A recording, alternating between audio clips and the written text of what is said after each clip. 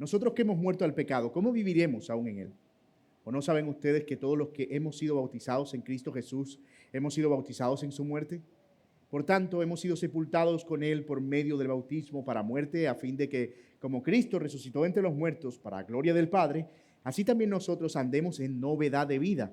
Porque si hemos sido unidos a Cristo en la semejanza de su muerte, ciertamente lo seremos también en la semejanza de su resurrección. Sabemos esto, que nuestro viejo hombre fue crucificado con Cristo, para que nuestro cuerpo de pecado fuera destruido, a fin de que ya no seamos esclavos del pecado, porque el que ha muerto ha sido libertado del pecado. Y asimismo, y si hemos muerto, con Cristo, creemos que también viviremos con él, sabiendo que Cristo, habiendo resucitado entre los muertos, no volverá a morir. La muerte ya no tiene dominio sobre él, porque en cuanto a que él murió, murió al pecado de una vez para siempre, pero en cuanto él vive, para Dios vive. Así también ustedes considérense muertos al pecado, pero vivos para Dios en Cristo Jesús. Por lo tanto, no reine el pecado en su cuerpo mortal, para que ustedes no obedezcan a sus lujurias, ni presenten los miembros de su cuerpo al pecado como instrumentos de iniquidad, sino preséntense ustedes mismos a Dios como vivos de entre los muertos, y sus miembros a Dios como instrumentos de justicia, porque el pecado no tendrá dominio sobre ustedes, pues no están bajo la ley, sino bajo la gracia. Esto es la palabra del Señor. Todo lo que hemos escuchado hasta ahora sobre el amor de Dios, la justicia de Cristo, sobre el Evangelio, nos suena fantástico y por demás sobrecogedor. Después de todo, éramos pecadores condenados a la muerte, como cantábamos hace un momento, sin esperanza, perdidos y sin rumbo, con un destino irremediablemente catastrófico. Pero tenemos esta buena noticia del Evangelio, que Dios envió a su Hijo Jesucristo para morir por nuestros pecados y que Él entregó su vida por un amor desbordante y que los que creen en Él son justificados delante de Dios. Que eso nos permite ahora pararnos delante de Dios y ser declarados como justos. Y no solo eso, sino que por el sacrificio de Cristo Jesús se nos garantiza una esperanza futura. Es decir, nuestro ahora ha sido resuelto. Ustedes son justos por creer en Cristo. Y si Dios viniera hoy mismo, ustedes serían recibidos delante de Él. Pero ustedes también serán declarados justos y serán permanentemente justos para cuando Él aparezca por segunda vez. Sin embargo, todavía hay una realidad que necesitamos enfrentar y es la realidad del pecado. Es como si pudiéramos ver un gran paisaje al otro lado de un río. Es un paisaje verde, con llanuras deseables, con árboles frutales y otoñales. Pero cuando bajamos los ojos, lo que vemos es un río ancho y turbulento, con agua sucia, ruidoso, maloliente, cuya agua incluso se desborda por las orillas y nos moja los pies. Y entonces nos llenamos de tanto pavor. Esto es lo que va a ocupar la atención de Pablo en los capítulos 6 y 7, lo que llamamos la odisea del pecado. El río que separa nuestro estado de justicia actual con esa promesa de vida eterna. De cómo, si bien el sacrificio de nuestro Señor Jesucristo nos asegura la esperanza y nos asegura estar justos ahora delante del Padre, todavía tenemos que batallar con el pecado.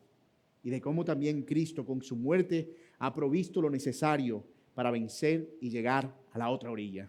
Y no sé si a usted le ha pasado alguna vez, quizá con cualquier otra situación difícil en la que usted se encuentre, en que de repente usted se recuesta, cierra los ojos y empieza a imaginarse que ese problema no existe, que todo ha sido completamente resuelto, que todo en su mente está solucionado y hay un estado de plenitud hasta que abre los ojos y se da cuenta que era un sueño, que todo sigue ahí, que la realidad sigue ahí. Pues bueno, en nuestro caso no es que nuestra realidad en Cristo sea un sueño, es una realidad verdadera, es una realidad palpable, concreta, pero al abrir los ojos nos encontramos con la otra cara de esa realidad, la necesidad de tener que todavía seguir batallando con el pecado de este lado de la eternidad. Y es justamente ese el argumento que quiero proponerles para esta mañana. Y es que en Cristo tenemos también victoria sobre el pecado. Así, chiquitico, en Cristo tenemos también victoria sobre el pecado. Y ya usted entenderá que ese también está relacionado con todo lo que hemos visto hasta ahora. En Cristo tenemos, además de ser justificados, además de la esperanza eterna, además de un amor incalculable, tenemos también la victoria sobre el pecado. Y vamos a desarrollarlo a la luz de nuestros ya acostumbrados y casi patentados 3 encabezados. En primer lugar, vamos a ver versículos 1 al 4, que con Cristo morimos al pecado. En segundo lugar, veremos que con Cristo vivimos para Dios. Y veremos en tercer lugar este llamado del apóstol Pablo a vivan entonces para Dios. Es decir, dado que con Cristo estamos muertos y vivos al pecado, vivan ustedes para Dios. Y esa es más o menos la idea que vamos a desarrollar en este sermón. Y vamos a ver en primer lugar esta premisa del apóstol Pablo con la que empieza el capítulo 6. Dice, ¿qué pues diremos? ¿Perseveraremos en el pecado para que la gracia abunde? Y responde Pablo, en ninguna manera, porque los que hemos muerto al pecado, ¿cómo viviremos aún en él? ¿O no saben que todos los que hemos sido bautizados en Cristo Jesús, hemos sido bautizados en su muerte? Porque somos sepultados juntamente con él para muerte por el bautismo, a fin de que como Cristo resucitó entre los muertos para la gloria del Padre, así también nosotros andemos en novedad de vida. Eso es una declaración grandísima, por supuesto vamos a desmenuzarla y a ver la relación que tiene con el capítulo anterior, con la idea que desarrollamos el domingo pasado. Para entenderlo bien, ubiquémonos, ¿verdad? Pablo acaba de decir en el capítulo 5 algo enorme. Él dijo que donde abundó el pecado, sobreabundó la gracia. ¿Se acuerdan? Que la ley se introdujo para hacer evidente que todos éramos pecadores, para que cuando el pecado fuera mucho, entonces la gracia al cubrir ese pecado se viera como mucho más grande que el pecado, porque en efecto, para que algo cubra otra cosa, tiene que ser más grande que la cosa. Así que si el pecado es grande, lo que le cubre tiene que ser mucho más grande y entonces Dios es alabado por su infinita gracia. Pero, obviamente, esa es una frase que necesita ser explicada. La gente que estaba escuchando eso arrugó la cara. ¿Cómo así? Donde sobreabundó el pecado, o donde abundó el pecado, sobreabundó la gracia. Pablo sabe que es una frase que se puede prestar para malos entendidos, así que vuelve a hacer lo que ya había hecho antes, que era adelantarse a la objeción de sus interlocutores y les responde como si ellos le estuvieran preguntando, ¿cómo así? O sea que entre más peque, mejor, porque entonces más experimento la gracia de Dios, por lo tanto es bueno que yo sea un pecador. Y Pablo dice, no, espera, en ninguna manera, en ninguna manera. Y esto no está dirigido a judíos solamente, sino a cualquier persona que se puede estar haciendo esa pregunta. Si cuando el pecado abunda, sobreabunda la gracia, conforme más peco, más gracia encuentro. No. Pablo dice, no es así como funciona. Detrás de la pregunta hay algo más en el fondo. Y es una idea, de hecho, que sigue en nuestro tiempo. Alguien podría razonar de esa manera. Ya fui justificado, ya soy amado, ya hice la oración de fe. ¿Sabe cuál es la oración de fe, verdad? Ya yo hice la oración de fe, por lo tanto, ya yo estoy seguro. Esa es la esperanza que tienen las madres que tienen hijos terribles. El hijo está por allá viviendo una vida de pecado, pero ella dice, no, es que él hizo una oración de fe cuando yo estoy anclada a la promesa. Entonces nos aferramos a la idea de que es que ya él confesó, ya fuimos justificados, así que el pecado no es un problema. Por lo tanto, peca todo lo que quiera porque la gracia está ahí disponible para nosotros. Así que ya ustedes pueden ver por qué eso es problemático. Y tenemos que resolverlo, porque es una cuestión que está ahí, no solo en el concepto, incluso en cómo vivimos. Muchas veces conceptualmente no lo afirmamos, pero en la vida se ve así. Es que ya mi iglesia, de hecho, se llama Iglesia Bíblica Soberana Gracia. O sea, en el nombre lo dice, gracia, no iglesia legalista ni nada de eso. Gracia, así que yo puedo vivir como yo quiera. Nadie me tiene que juzgar, nadie me tiene que condenar. Así que la idea de Pablo es, no, eso no es así, de ninguna manera. Y hay que distinguir dos conceptos aquí de una vez. Porque son dos conceptos que aunque van juntos, son diferentes. Tienen significados distintos. El primero es el concepto de justificación y el segundo es el concepto de santificación. La justificación, como lo hemos dicho, es el acto por medio del cual Dios, como el juez del universo, nos declara justos de una vez, nos perdona, nos cambia de posición delante de Dios. Ustedes estaban condenados, ahora son justos. Y eso ocurre, escuche bien, una sola vez en la vida. O sea, nosotros no somos justificados todos los días. La justificación es un acto, es una declaración de justicia que ocurre una vez. Y ese acto de declaratoria de justicia, como dije, nos posiciona judicialmente delante del Señor. Pero junto con eso, junto con la justificación, Dios empieza en nosotros otra obra. Esa obra sí toma tiempo, es gradual. Y a esa obra a la que nosotros llamamos santificación. Dios nos va haciendo santos, nos va liberando del poder del pecado, nos va dando la forma de Cristo. Santificación. Así que en la justificación el pecador es perdonado, pero en la santificación el pecador es transformado. El pecador va siendo transformado a la imagen de Cristo. Una nos cambia de posición delante de Dios y la otra nos cambia la vida, en cómo vivimos ahora a la luz de esa posición. Y el error de la pregunta del versículo 1 del capítulo 6 que hemos visto es que se queda solo con la idea de la justificación. Y entonces dice, entonces como sobreabundó la gracia para justificarnos, el problema ha sido resuelto. Ya no hay río en el medio. Ahora tenemos acceso libre a la presencia de Dios y lo será por la eternidad sin que nada nos estorbe. Y Pablo dice, no, todavía hay un río que cruzar. Y es que la lucha con el pecado es precisamente la lucha por ser santos, lo que se desprende, como dije, de nuestra justificación. Así que, hermanos míos, la muerte de Cristo no solo me justifica, que es lo que hemos visto ahora. No solo que Él toma mi lugar y su justicia viene a ser mi justicia y ahora Dios me ve por la fe como si yo fuera justo a través de Cristo. También la obra de Cristo me introduce, al estar unido a Cristo, a un proceso de santificación en el que yo ahora me voy a parecer a ese Cristo. Si ustedes quieren verlo de manera mucho más ilustrativa, la justificación nos viste de justicia, nos pone el vestido blanco de la justicia de Dios, pero la santificación nos cambia la cara para que ahora nos parezcamos al Señor. Y en efecto, es lo que sucede.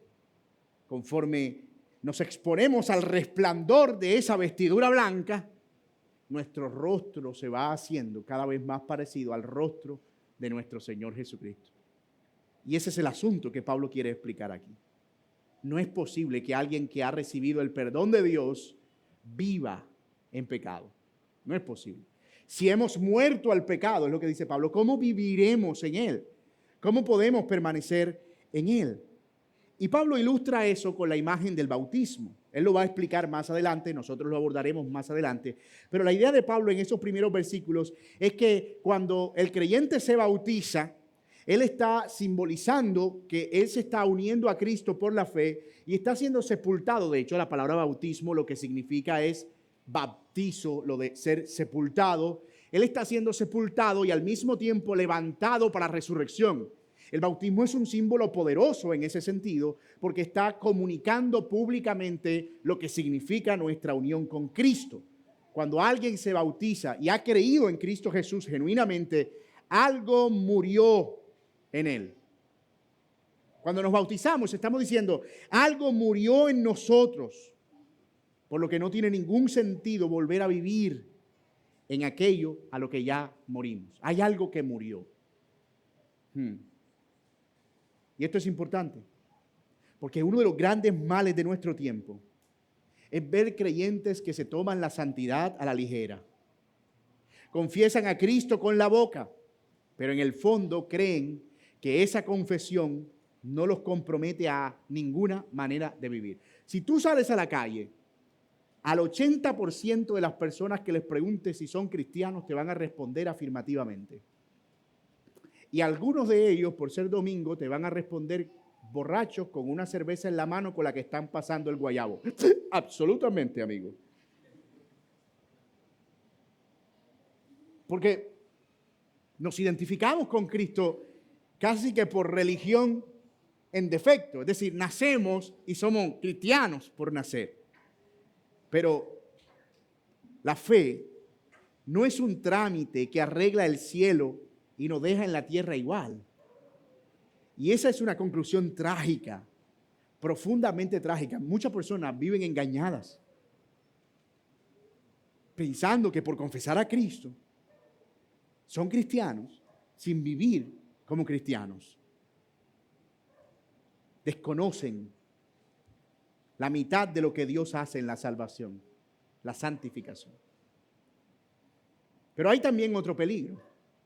Es el peligro, y hay que nombrarlo porque además es muy relevante para el contexto de esta iglesia.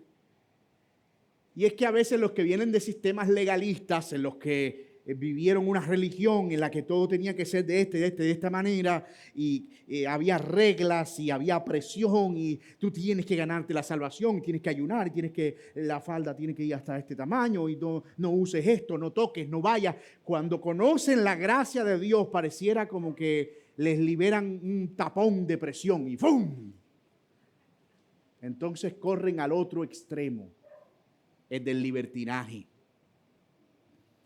Y entonces el testimonio de ellos no es: yo antes era un mundano, yo antes era legalista, pero ahora conozco la gracia de Dios.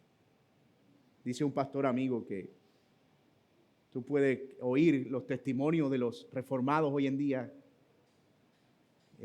en comparación con los testimonios de los pentecostales. Tú oías los testimonios de los pentecostales: yo era un matón, yo era ladrón, yo era un gamín de la calle, y yo era, en palabras del que da el testimonio, no mía, y yo era esto y lo otro, y Dios me transformó. ¿Quién lo hizo? El Señor, alabado sea Dios. Y dice el pastor, y usted escucha los testimonios de los reformados: yo era pentecostal.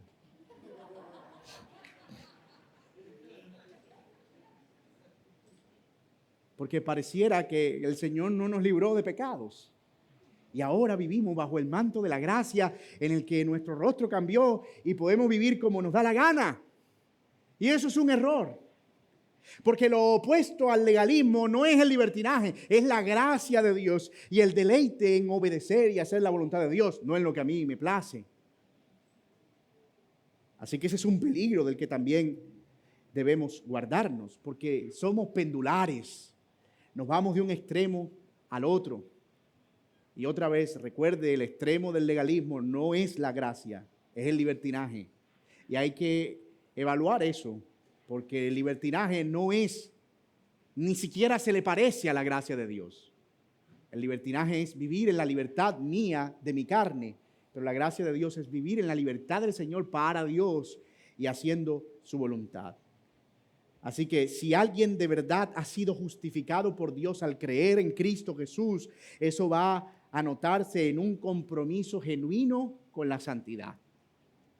De hecho, una es la prueba de la otra. El Señor lo dijo: por sus frutos los conocerán. Conoceréis, para los que se lo saben de memoria, por sus frutos los conoceréis. Serán conocidos por la evidencia de sus frutos. Así que esto no es un compromiso perfecto, y hay que aclararlo. No es que una vez yo soy justificado debo esforzarme para ser el cristiano perfecto, pero sí debe ser un compromiso genuino, visible y medible en el tiempo. Tiene que haber crecimiento. El apóstol Pablo dice: no puede ser que después de tanto tiempo yo tenga que hablarles como a niños, como si tuvieran necesidad de leche. Ustedes deberían ser ya adultos. Cuando yo era niño, hablaba como niño, pensaba como niño y hacía cosas de niño. Pero ahora que soy adulto, dice el apóstol Pablo en 1 Corintios 13, hago cosas de adulto. El problema es que muchas personas vienen a la fe en Cristo Jesús, reciben la palabra de Dios, la aceptan, se arrepienten de sus pecados, pero se olvidan de crecer. Y los ves tú por ahí gateando con un biberón en su vida cristiana. Porque la palabra de Dios no crece ni produce crecimiento en sus vidas. De modo que cualquier persona que confiesa a Cristo y al mismo tiempo vive cómoda en sus pecados, sin lucha, sin deseo de cambiar, tiene buenas razones para examinarse y preguntarse si realmente ha creído, si realmente es un cristiano. Y ¿qué es eso de morir al pecado? Es la pregunta. Porque hasta ahora todos estamos claros con el concepto. Pero ¿cómo es que se muere al pecado? Es más, ¿cómo es que se vive para Dios? ¿Cómo puedo saber que realmente estoy dando esos frutos y que evidentemente la muerte de Cristo está teniendo un beneficio en hacerme más santos? De eso es de lo que se ocupa nuestro segundo encabezado. Versículos 5 al 10. Con Cristo vivimos para Dios. Miren el texto. Porque fuimos plantados juntamente con Él, así también lo seremos, en la semejanza de su muerte, así también lo seremos en la de su resurrección. Y dice el 7, porque el que ha muerto ha sido libertado del pecado. Otra vez, en el 7, porque el que ha muerto ha sido libertado del pecado. Y si hemos muerto con Cristo, creemos que también viviremos con Él, sabiendo que Cristo, habiendo resucitado entre los muertos, no volverá a morir. La muerte, y esta es la palabra clave, ya no tiene dominio sobre él y por lo tanto tampoco el pecado. Eso es lo que hace Pablo ahora, explicar el grueso de esa declaración. Hemos muerto y hemos resucitado. ¿Qué significa eso? Y lo que hace Pablo es explicar los dos conceptos por separado. Primero explica, qué significa eso de morir con Cristo y qué implica, y luego explica qué significa eso de vivir con Cristo y qué implica. Rimó a propósito. Lo primero que Pablo dice sobre morir con Cristo lo vemos en el verso 6. Sabemos esto, que nuestro viejo hombre fue crucificado con Cristo para que nuestro cuerpo de pecado fuera destruido a fin de que ya no seamos esclavos del pecado. Hay mucho ahí. Nuestro viejo hombre fue crucificado para que nuestro cuerpo de pecado fuera destruido, a fin de que ya no seamos esclavos del pecado. Viejo hombre. Es la primera expresión que Pablo usa. Él dice, nuestro viejo hombre fue muerto. Lo que está diciendo Pablo es que cuando nos unimos a Cristo hay algo que muere, y lo que muere, dice él, es el viejo hombre. Y aquí hay que hacer una aclaración importante. El viejo hombre no es una parte de nuestro ser, no es como un zombie interno que yo tengo, que de vez en cuando no oro ni leo la Biblia lo suficiente, sale como, soy tu viejo hombre. Y entonces nosotros con un poquito de oración y de palabra decimos, adentro, adentro, adentro. Nos vemos como que tuviéramos dos individuos, como un alien allá adentro, viviendo dentro de nosotros, que a veces nosotros estamos hablando y a veces habla él. Y decimos, ahí está el viejo hombre. Y de hecho a veces hasta pedimos perdón por el viejo hombre. Mira, yo te ofendí, pero no fui yo, fue el viejo hombre. Es que se me salió el viejo hombre, decimos. No, Pablo no está refiriéndose a eso. Para eso hay que entender el contexto. En el capítulo pasado, el apóstol Pablo habló de que nosotros teníamos antes de Cristo una naturaleza que estaba unida ¿a quién? A Adán. Y que en Adán nosotros estábamos influenciados y gobernados por el pecado. Entonces lo que está diciendo el apóstol Pablo es que ese viejo hombre es lo que nosotros éramos en Adán. Y él dice, ese viejo hombre, es decir, lo que ustedes eran en Adán, pecadores, esclavos y condenados en Adán, ha sido muerto. O sea, ya el hombre de Adán ha sido anulado en un acta de decreto clavada en la cruz de Calvario. Ha muerto. Y ahora hay uno nuevo que no está bajo condenación, que no es esclavo del pecado y que ahora puede vivir para Dios. Y esa muerte de ese viejo hombre ocurrió en nuestra unión con Cristo. Ya lo dijimos, Pablo lo describe con la palabra bautizo en el sentido de que somos sepultados, pero hay un sentido judicial también en esa muerte del viejo hombre. Y Pablo, recuerden que está usando mucho ese lenguaje judicial. De hecho, la idea de que somos justificados por la fe es un lenguaje judicial. Dios nos declara justos. ¿Y cómo es que eso sucede? Y a mí me encanta esto porque creo que es en buena parte lo que significa entender la unión con Cristo y lo que implica. Cuando una persona cree en Cristo Jesús, lo que dice la Biblia es que es como que tú te unieras a Cristo en Él. De modo que todo lo que Cristo sufrió, padeció y experimentó es como si tú lo sufrieras y lo padecieras con Él. Entonces, estando unido a Cristo y siendo Cristo sepultado, es como si tú hubieses sido sepultado con Él y muerto con Él. Pero al Cristo resucitar y estar tú unido a Cristo por la fe, es como si tú te hubieses resucitado también con Cristo, o hubieses sido resucitado también con Cristo. Ahora, ¿por qué eso tiene una implicación judicial? Porque nosotros en el Adán, en el hombre de Adán, es decir, antes de Cristo, lo que éramos sin Cristo era hijos de Adán, nosotros teníamos una condena que pesaba sobre nosotros, la condena por el pecado. Y lo que está sucediendo al unirnos a Cristo es que estamos pagando la pena por ese pecado. ¿Cuál es? La pena de muerte. Así que cuando nosotros resucitamos, técnicamente no hay una persecución o una nueva acusación sobre esa pena ya juzgada. Los abogados llaman a eso es una cosa juzgada. La sentencia que fue sobre Cristo, que es la sentencia del pecado, la muerte ocurrió, pero en la resurrección nosotros vivimos y ahora la muerte no puede atraparnos, no hay una sentencia judicial en nuestra contra.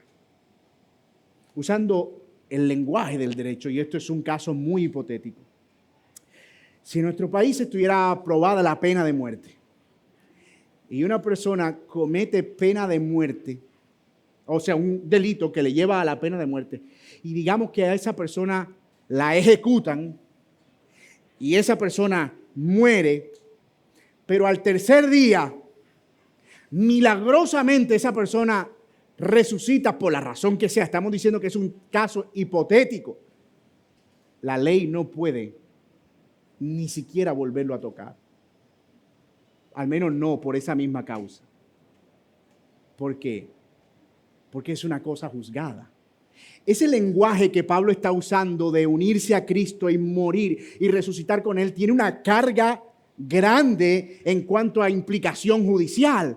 Es una liberación de una condena. Por eso se usa la palabra que somos libres de condenación. Una condena, eso es lenguaje judicial. Y somos libres de esa condena al unirnos a Cristo en su muerte. Pero obviamente al resucitar y estar libres de esa condena, ¿qué es lo que se espera de esa persona libre de esa condena? Que ahora, como ya no tiene que ocuparse de resolver su conflicto judicial, ahora puede vivir una vida nueva. Tienes una nueva oportunidad. Eso es lo que uno quisiera que sucediera con los exconvictos, que después de estar en la cárcel y sufrir las penurias de la cárcel, salgan de ahí completamente renovados y diciendo, oh, la sociedad me ha dado una nueva oportunidad y solo quiero servir a esta sociedad. Eso quisiera uno que pasara, pero lamentablemente no es lo que sucede en la mayoría de los casos. Así que de ahí Pablo salta entonces al otro concepto, que es el concepto de vivir para Él. Antes, en Adán, sencillamente nosotros no teníamos la capacidad de resistir al pecado. No había forma. Estábamos vendidos al pecado, éramos esclavos del pecado, sin fuerza, sin esperanza. Pero ahora en Cristo, luego de resucitar, se nos ha dado una nueva disposición y una nueva fuerza para pelear contra el pecado. Lo que antes era imposible para una persona en Adán, ahora es posible porque ya no peleamos desde la muerte, sino desde la vida. Y esto es un concepto importantísimo porque muchas veces como cristianos estamos viviendo nuestra fe y estamos diciendo, es que este pecado yo nunca voy a poder salir de aquí. Y es que yo nunca voy a poder vencer esto. Porque estamos pensando desde la perspectiva de Adán. Y nos vendemos a la mente de Adán, porque ignoramos que hay un poder en Cristo Jesús suficiente para ahora batallar contra el pecado que antes no teníamos. Esta vida en Cristo tiene un horizonte, una perspectiva además, y es que no solo hemos resucitado para pelear con el pecado aquí, sino que hemos resucitado para que se nos garantice la vida eterna.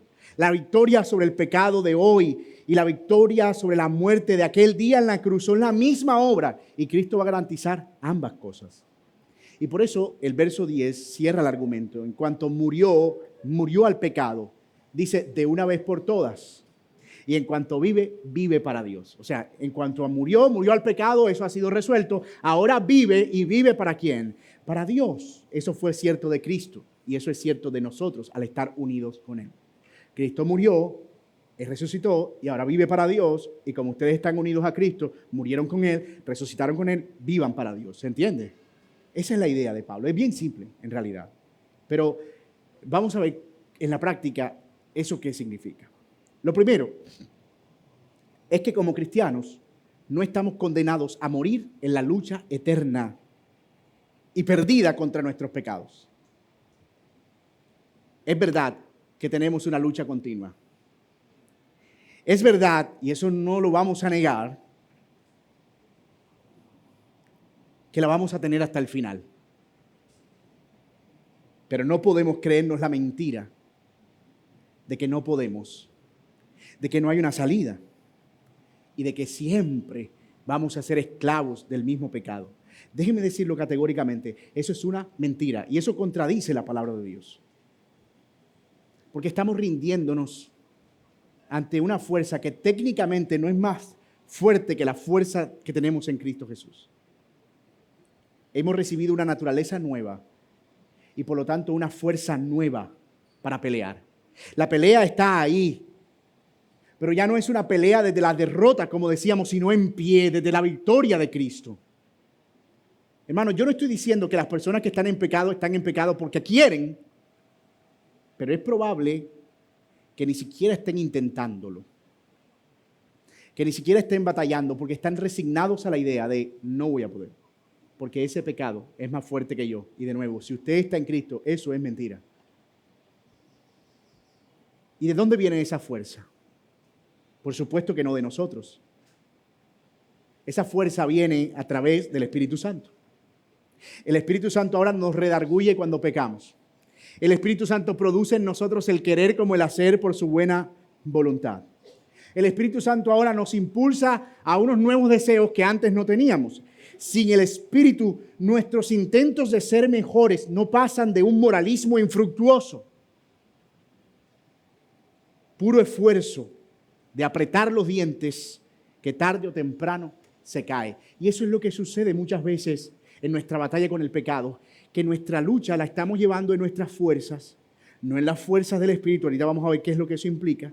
Y entonces al pelearlas como las peleamos en Adán, es lucha contra el pecado a punta de apretar dientes. No lo voy a hacer, no lo voy a hacer, no lo voy a hacer. Y el problema con eso es que cuando uno cae, la frustración es terrible.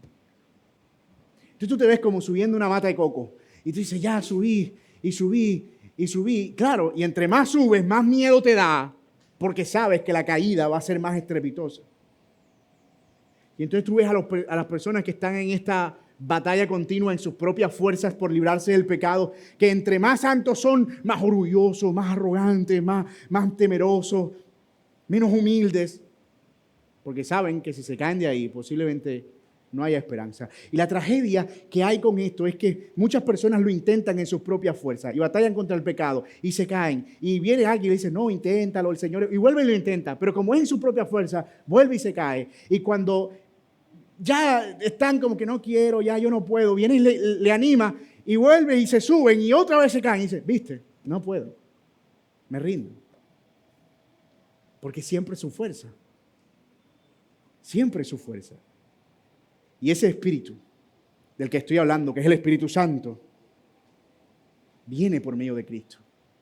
Jesús lo dijo a sus discípulos, si no me fuere, el Consolador no vendrá a ustedes, mas si me fuere, se lo enviaré.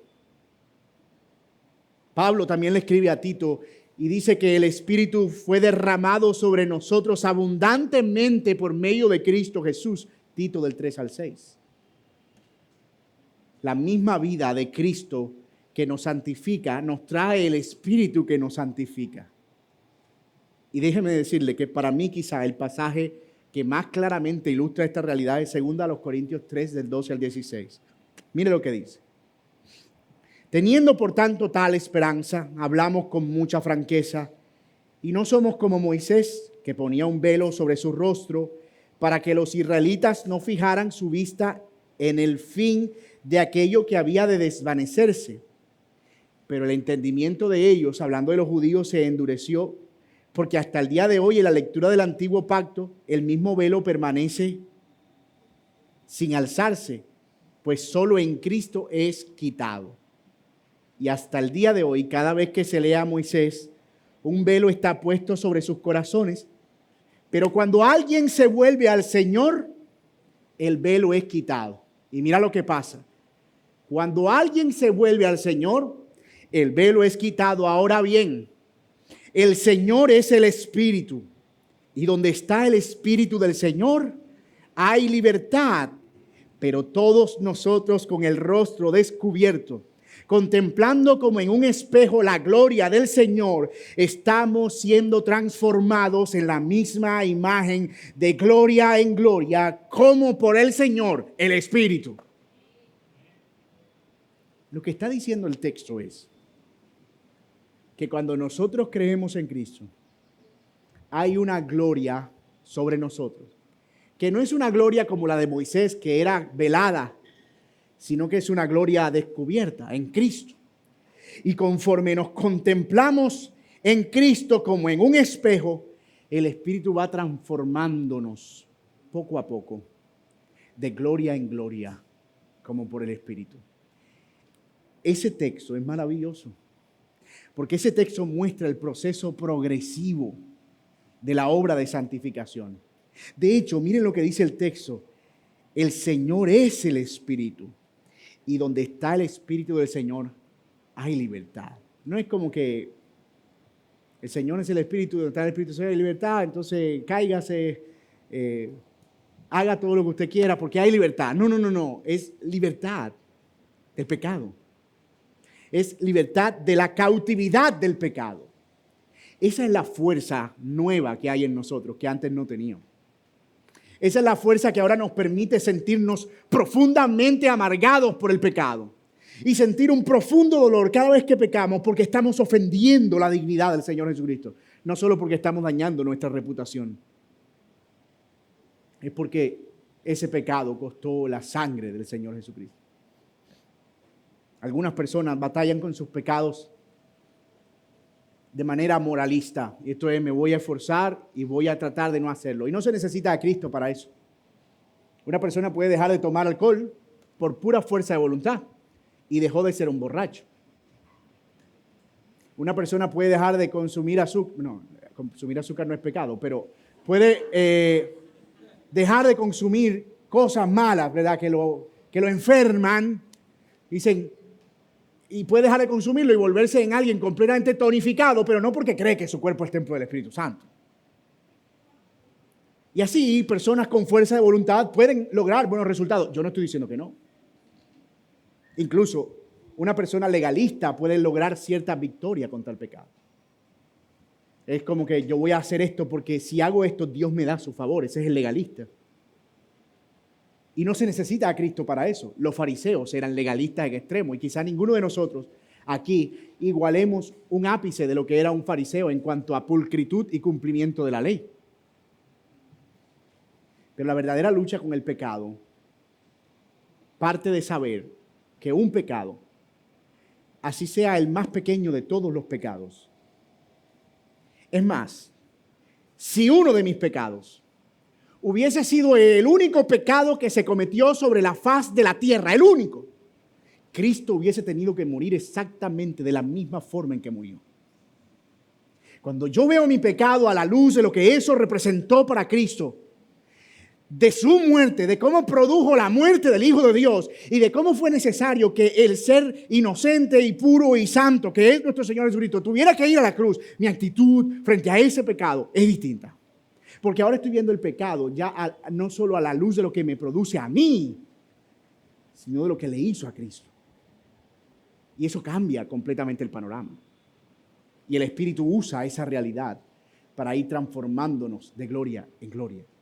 Y créame, hermano, a veces no se ve, pero es como una planta que crece. Estás ahí regando la planta todos los días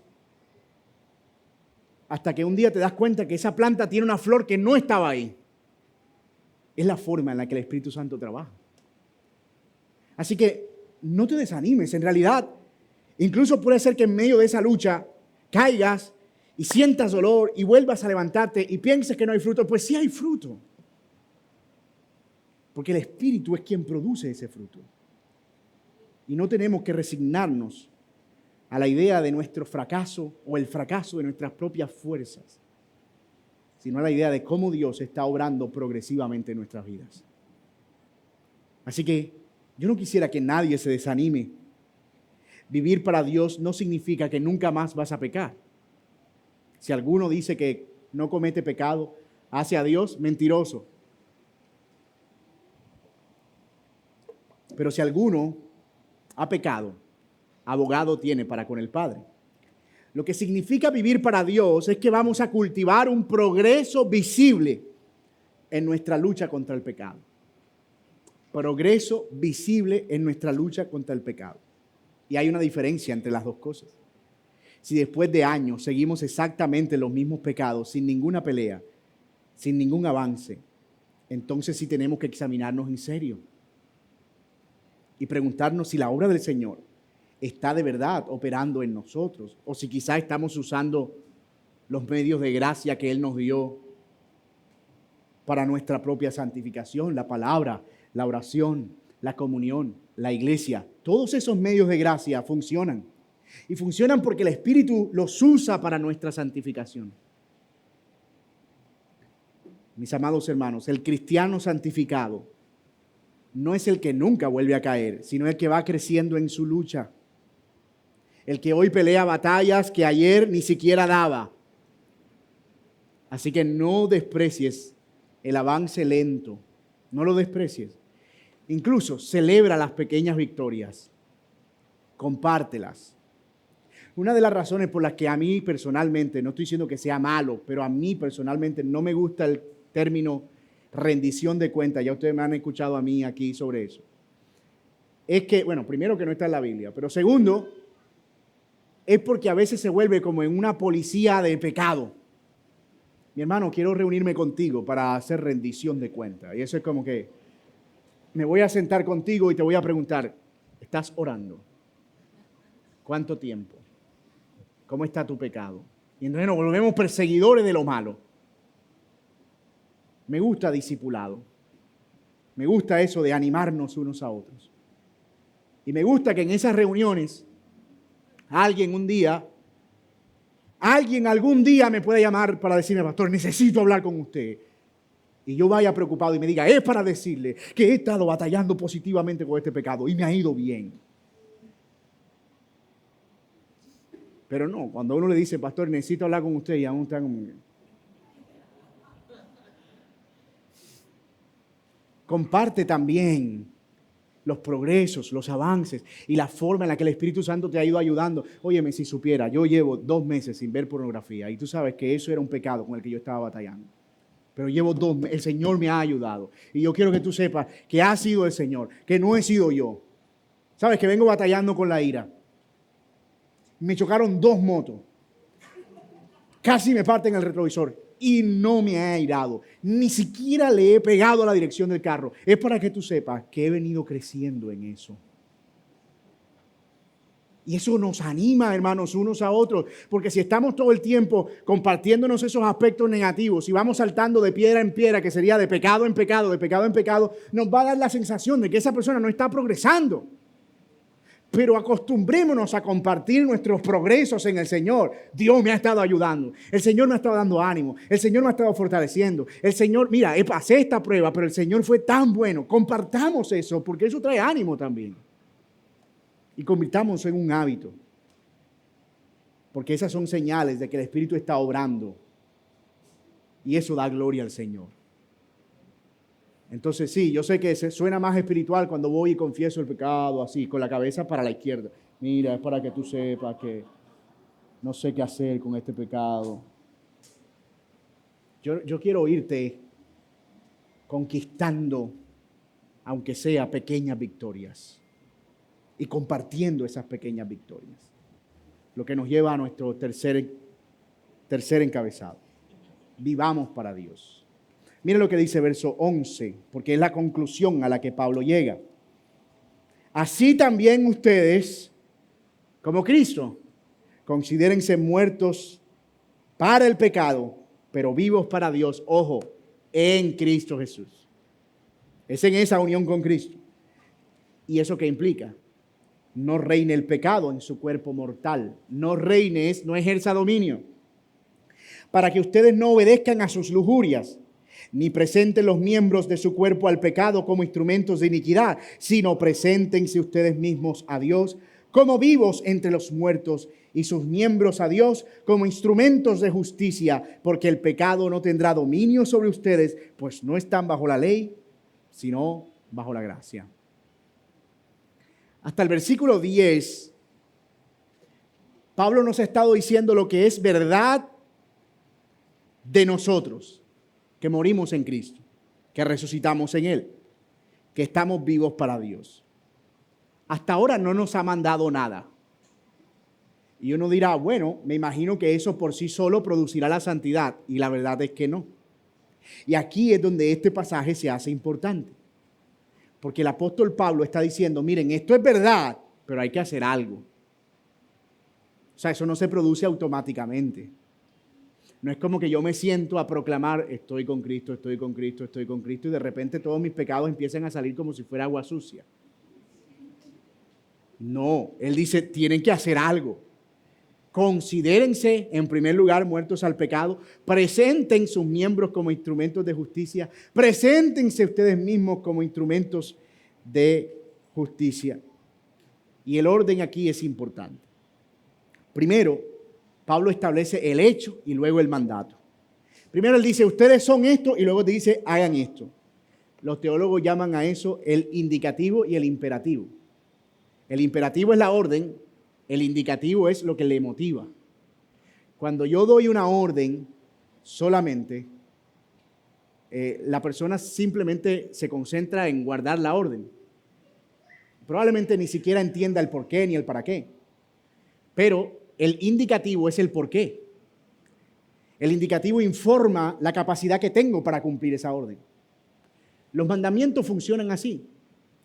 Los mandamientos no son solo indicativos. Haz esto, haz esto, haz esto, haz esto. De hecho, si usted ve la lista de los 10 mandamientos, empiezan siendo 10 indicativos, pero comienzan con un imperativo. Yo soy el Señor tu Dios que les rescaté de la tierra de Egipto, de casa de servidumbre. Por lo tanto, no tendrás dioses ajenos delante de mí. Hay algo que no es mío, lo propuso un teólogo que se llama Mike Bullmore. Se llama la funcionalidad central del Evangelio. Y lo que él propone es que casi en cada indicativo de la Biblia, es decir, casi que en cada mandato de la Biblia, por lo menos unos versículos adelante, unos versículos después, tú vas a encontrar el imperativo, el indicativo. Es decir, lo que le motiva. Casi que en cada imperativo, o sea, cada mandato, tú vas a encontrar el indicativo, la motivación. O sea, cada vez que tú veas, hagan esto en la Biblia, no roben, por ejemplo, el que hurtaba no hurte más.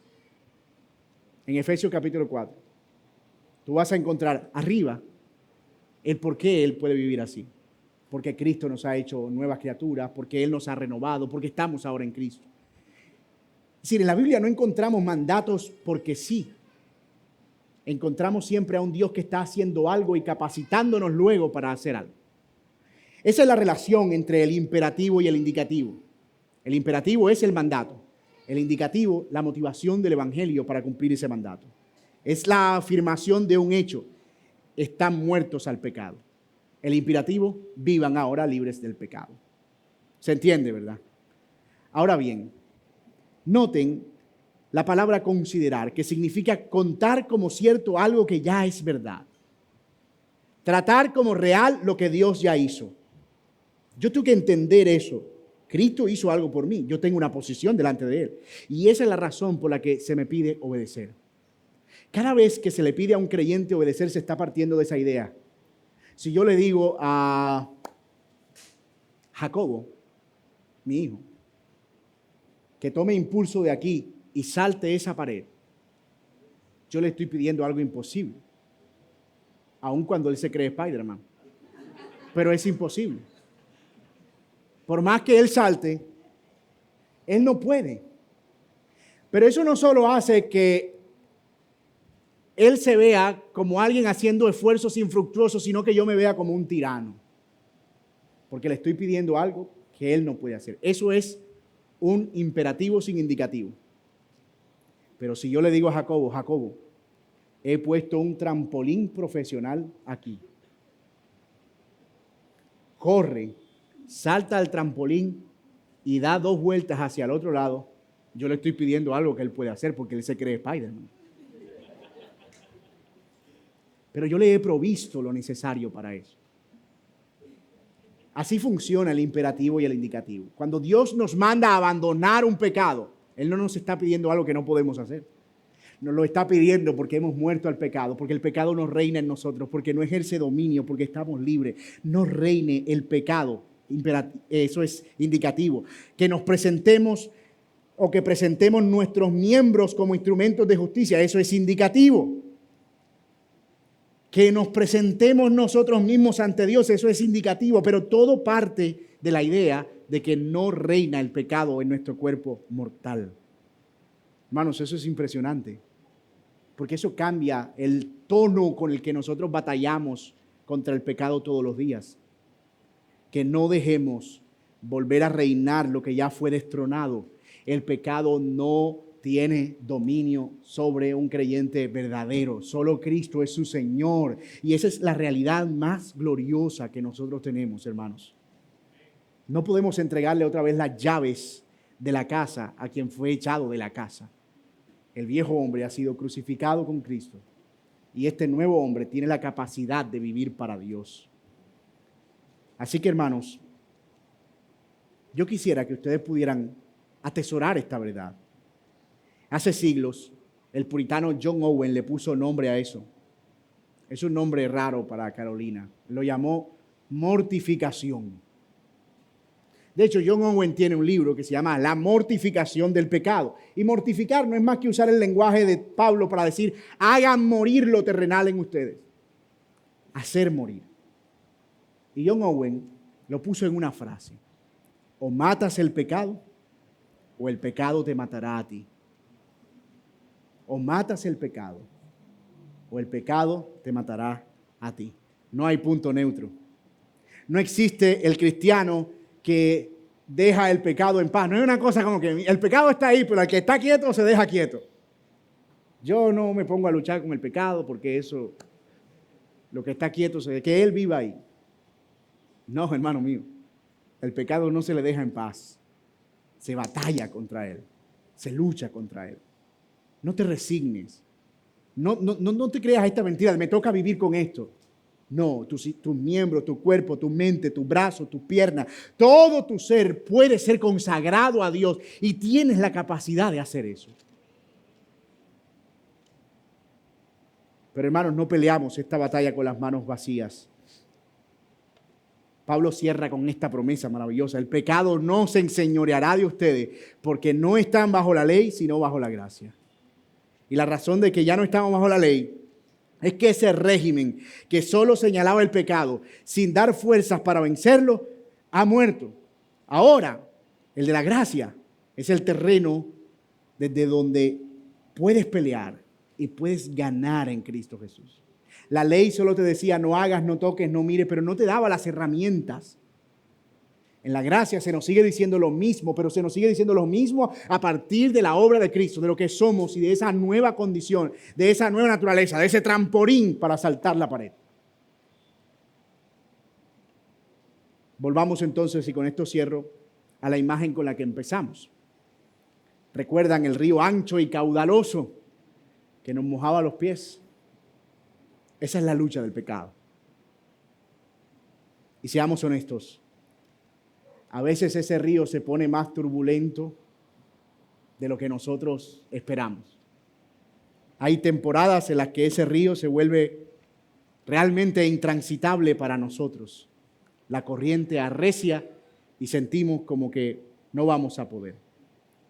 Pero no estamos cruzando solos, ni estamos cruzando en nuestras fuerzas. Tenemos al Espíritu, el verdadero río de vida, entre otras cosas, que nos sostiene. Tenemos la promesa de que el pecado no nos vencerá. Y tenemos la otra orilla a la vista.